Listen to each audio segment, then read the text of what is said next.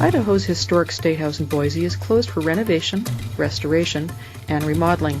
The renovation efforts are on track to be finished by 2010. Crews hoist a backup generator for the Idaho Capitol building onto a concrete pad in the alley beside the Joe R. Williams State Office building. The project was done in the evening to least disrupt the traffic.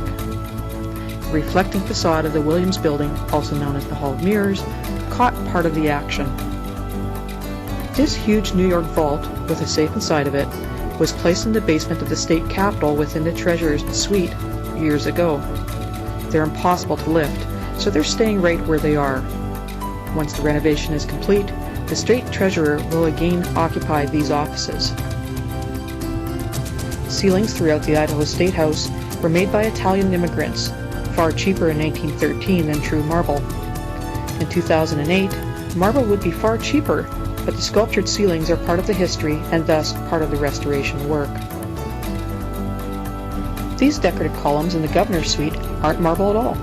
They're made of brick reinforced with steel rebar and covered with about a quarter inch of plaster, decorated to look like marble, in an all but lost art called scagliola. Exterior columns on the building are made of sandstone from Table Rock, a local mesa and once well-used quarry on the edge of Boise.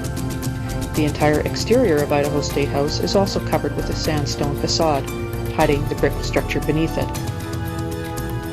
Cody Sinclair, Evergreen Painting Studios, uses tack cloth to polish one of the fake marble columns in the governor's suite at the Idaho Statehouse. He and other workers first removed a polyurethane coating that was spray painted on the columns in an earlier effort to protect them. It turned yellow over the years. They're replacing it with a varathane coating that will be brushed on. Gary Daniel, Communications Director for the Idaho Capitol Commission, examined some of the original brickwork structure of the Idaho Statehouse, exposed as crews began renovating and expanding it. A lot of the hidden doors and long-forgotten windows have been found in the process. The building's sandstone exterior is only a facade, glued to the brick. Installing fire sprinklers, strengthening the building to resist earthquakes, is all part of the work. Idaho Statehouse is acquiring 2 new underground wings, giving legislators more room with larger hearing rooms and offices, plus a cafeteria. The window on the east side of the building is being roofed over with heavy steel bars hoisted in places by cranes. The new wing on the west side, shown here, is not as far along. This column on the exterior of the building is not fake marble like the interior columns. Rather, it's totally made of sandstone, including its carved capital, quarried at Table Rock on the eastern edge of Boise.